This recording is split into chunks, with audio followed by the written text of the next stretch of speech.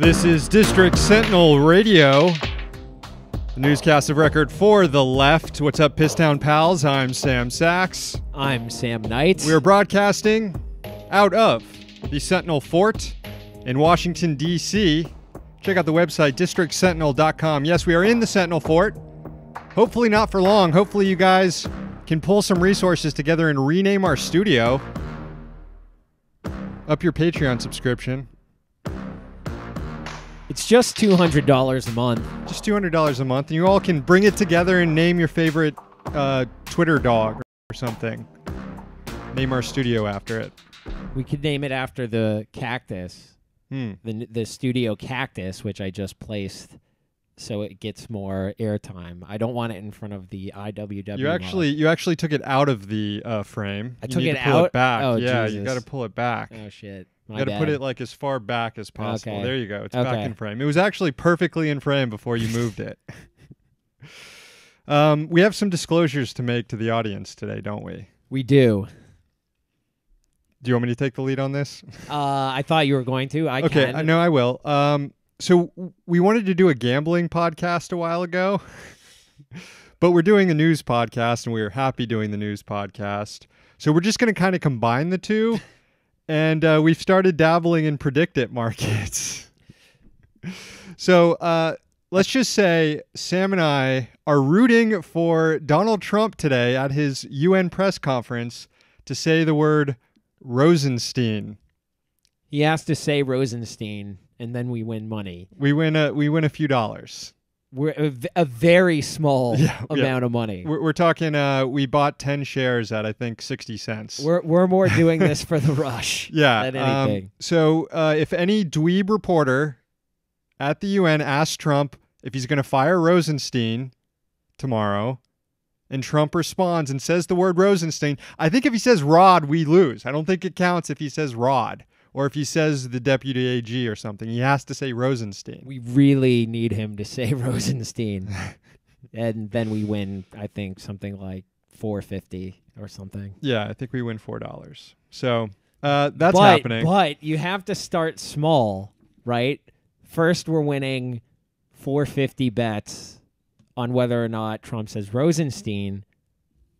Before you know it, we'll be winning $100 bets on whether or not, I don't know, take your pick. I'm not sure we're anywhere close to that point yet, but we promise you, the listeners and viewers, that we will keep it above board and let you all know all the hot predict-it tips that we're investing in as well. So that's happening. Everything is going to be transparent here. We just want a little head brush is all. Yeah, that's all. Okay, we're going to get to haikus a little bit later in the show. First, it's Wednesday, September 26th, 2018. Here's the news.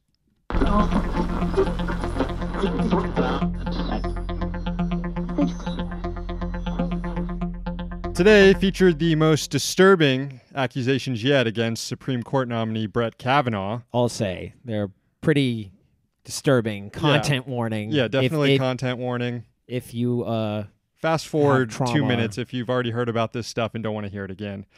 Julie Swetnick detailed under penalty of perjury her knowledge of Brett Kavanaugh in the early 1980s and what she alleges comports with what others have accused Kavanaugh of doing to them, including Dr. Christine Blasey Ford, who will testify before the Senate Judiciary Committee tomorrow. According to Swetnick's attorney, a guy who you may have heard of, his name's Michael Avenatti, the Judiciary Committee has refused to respond to Swetnick's statement and calls for an FBI investigation. The committee refuses to even consider the allegation, and as I said, they're pretty fucking bad. Swetnick says she saw Kavanaugh drink excessively and engage in abusive behavior toward women, that he didn't take no for an answer. This is her observations in the early 80s attending college or high school parties with Kavanaugh. And she goes on to allege that Kavanaugh would grind up against girls. He would attempt to remove their clothing at party or shift their clothing. It goes on to say that Kavanaugh and his buddy Mark Judge, we've heard that name a few times now, Mark Judge, who's in hiding, and refusing. He hasn't been subpoenaed by the committee, but he's saying he wouldn't respond to one. Anyways, that they would spike the punch bowl at parties, that they would target girls that were shy and attending parties by themselves.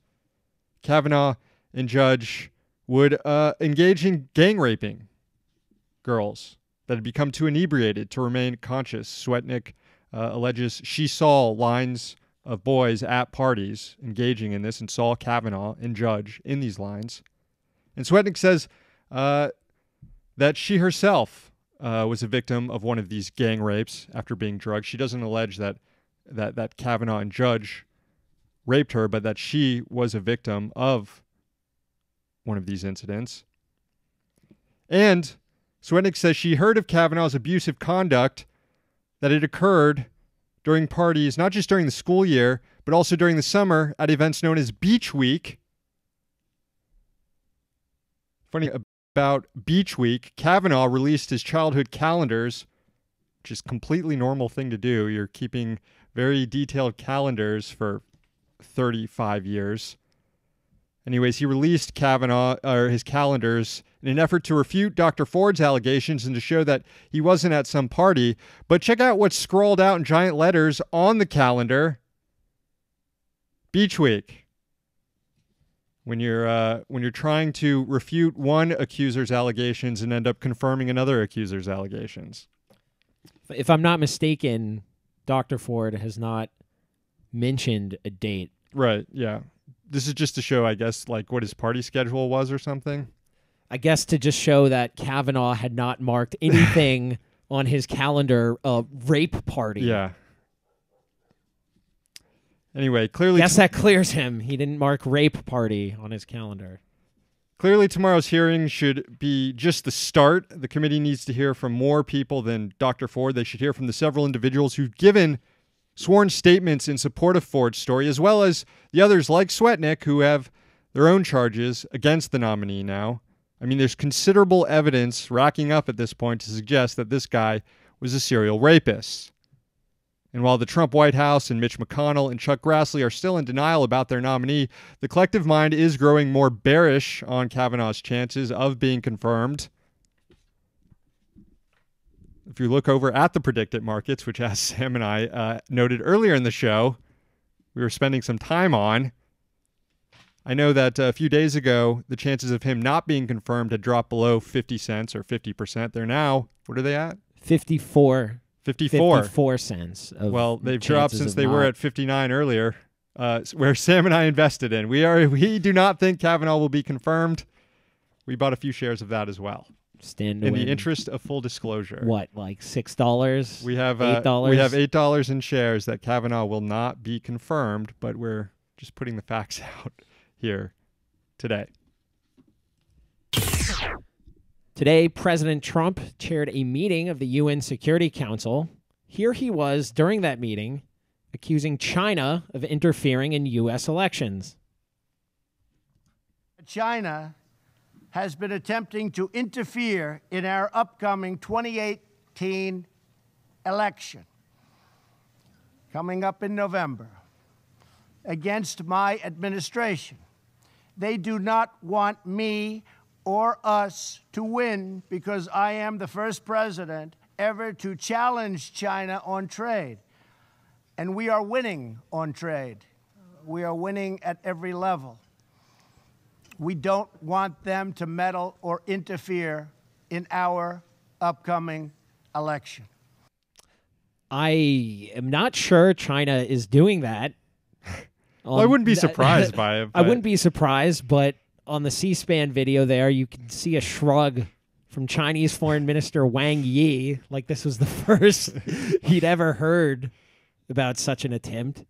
Also, by the way, did you notice at the start there, you could hear it, dentures, Trump dentures? Do you think? What do you think? Was that a denture noise that he was? Well, we've struggling to pointed talk out, we've pointed out start there. Other events where it looks like his dentures are about to fall out while he's talking. Yeah, more evidence for dentures, I'd say. Put this in the denture. Anyway, when Trump arrived at the council meeting this morning, he made news by talking to Reuters about the ongoing crisis in Venezuela, an issue that he did not bring up while chairing the council. Trump spoke about the possibility of meeting Venezuelan President Nicolas Maduro during the UN General Assembly this week. Quote, I would certainly be open to it. I'm willing to meet with anybody. We're going to take care of Venezuela. If he's here and he wants to meet, it was not on my mind. It was not on my plate. But if I can help people, that's what I'm here for. Interesting. More true to form, the president also said this, quote, all options are on the table, everyone, the strong ones and the less than strong ones, and you know what I mean by strong. Sure. Now back to the Security Council meeting itself. The two rotating members from South America are Bolivia and Peru. Here was commentary today from Bolivian President Evo Morales on U.S. foreign policy in the situation in Venezuela. I would like to say to you frankly and openly here, in no way is the United States interested in upholding democracy. If such were the case, it would not have financed coup d'etat and supported dictators. It would not have threatened with military intervention democratically elected governments, as it has done with Venezuela. Now, to those watching the video, Nikki Haley and Mike Pompeo are sitting behind Trump, a few seats to the right of Morales, and both Pompeo and Haley look unhappy with Morales, as you'd expect. And I'm not sure Trump was even listening to the interpretation. Yeah, I don't think he was either. His earpiece is not in. Is not in. It's not in. Anyway, yep, no earpiece. No, you checked it? Okay, yeah. No earpiece. But Pompeo does this jaw click thing, I think, where he's just like, oh, I can't believe this guy's talking about this. Anyway, Morales didn't just keep his criticism of the U.S. to its activities in Latin America. Here he is elaborating on his point about what human rights means or doesn't mean the United States government. The United States could not care less about human rights nor justice. If this were the case, it would have signed the international conventions or treaties for the protection of human rights. It would not have threatened the investigation mechanisms of the International Criminal Court, nor would it promote the use of torture.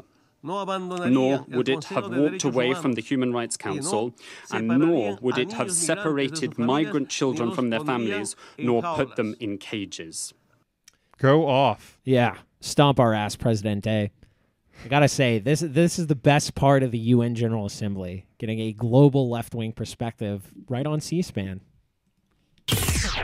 Time for our break in the show where we read some poetry. All new subscribers on the old Patreon get their own haiku written by the two Sams and read on air. So let's get started.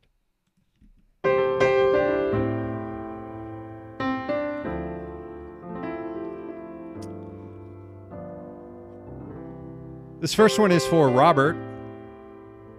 I did not black out at that high school keg party. Check my calendars. Thank you, Robert. This is for Justin. I'm a dirty dog eating my own shit and mud. Name? Lindsey Graham. Thank you, Justin. Giving a bad name to dogs there. I don't know, dude. When dogs eat their own shit and mud, it's pretty gross. It's pretty gross. This one's for Hayden. Wish Mitch McConnell would get his head stuck in some 6-pack plastic rings. Thank you, Hayden. This is for John. Coasters important. They protect your table wood and paper near cups. Thank you, John. Guess who just ruined a whole pack of rolling papers? This one's for Corey. Played some Mario, saw a damn Goomba, and then I called 911. Thank you, Corey. Finally, this is for DJ.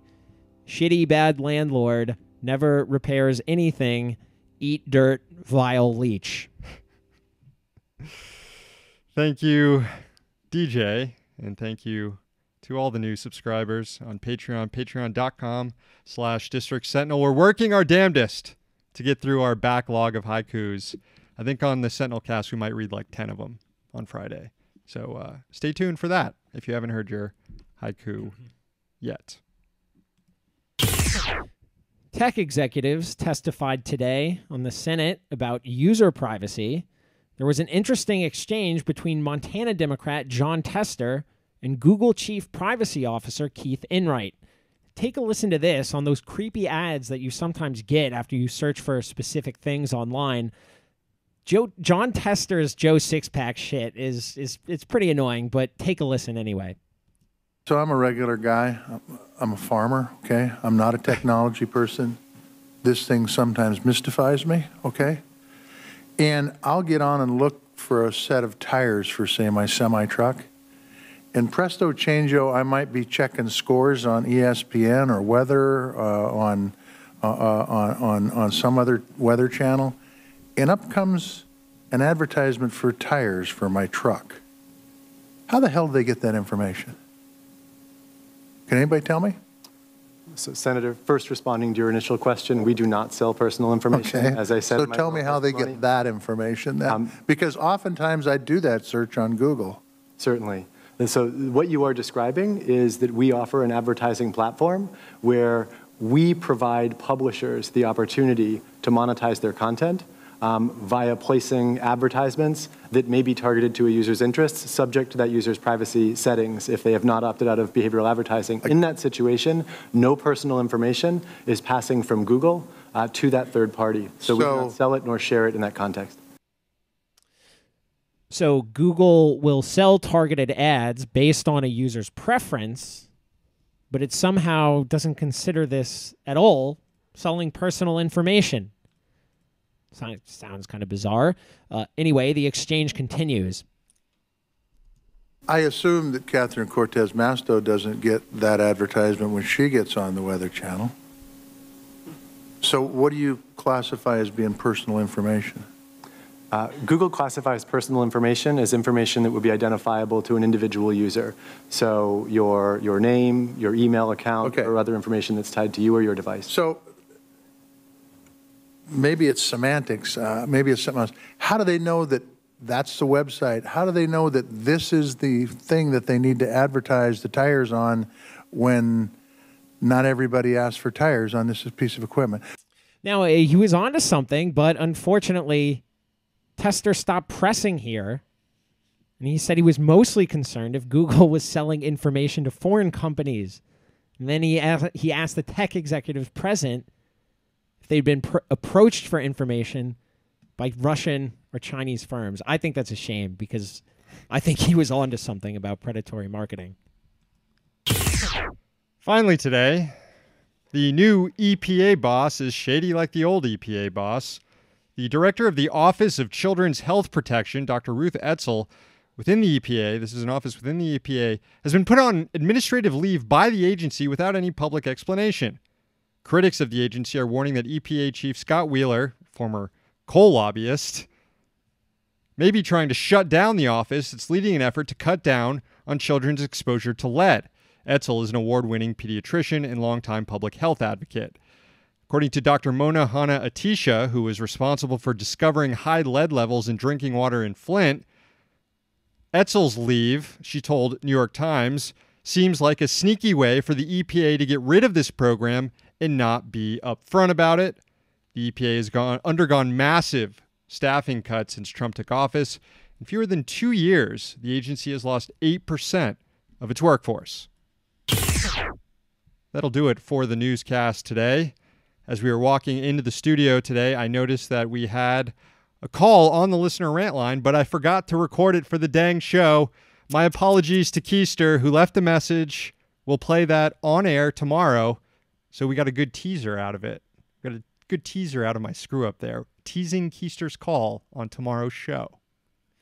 Got some talk here in the chat on our YouTube channel. What's going on? We got Bill wondering, is every Washington piss town or just D.C.? Seems like a sneaky way for the EPA to get rid of this program. Sorry, that's a fuck up there. Yeah. Another fuck up. Go ahead. By Sam Sachs. We can't have a full show without one fuck up. So Randall responds, no, Washington, our nation's capital, Washington, district of crap. Bobby says, my boss is going on vacation for a month. I'm so jazzed right now. Just sitting here at work about to listen to the Sam Fam say some inflammatory shit and not have to worry about the boss lady yelling at me. David says, my boss... People will yell at us, just not the boss lady. David says, my boss is here, but I'm risking it. What a fucking champ. David, braver than the troops. Braver than the troops. We Definitely. got Alex comes with a bunch of cactus emoji. Randall says, Gritty is a worker studios, referring to studio sponsorship. We would love to name it after Gritty. We would love that. Joe commenting on predicted betting. $100 says that Sarah Sanders is into water sports, allegedly. No kink shame. I didn't see that market up on the website. And all right. One more. Bobby also says, God, this Keith Enright guy is such a fucking tech weenie. Yeah. All right, that's going to do it for the show. Thank you to our sponsors, the Congressional Dish podcast hosted by Jen Briney. Find it at congressionaldish.com. Another sponsor, levelnews.org. Call the Rant Line, 202-684-6108. We'll play your message on air unless I forget, in which case we'll play it the next day. Newscast is back tomorrow. We're in D.C., so you don't have to be.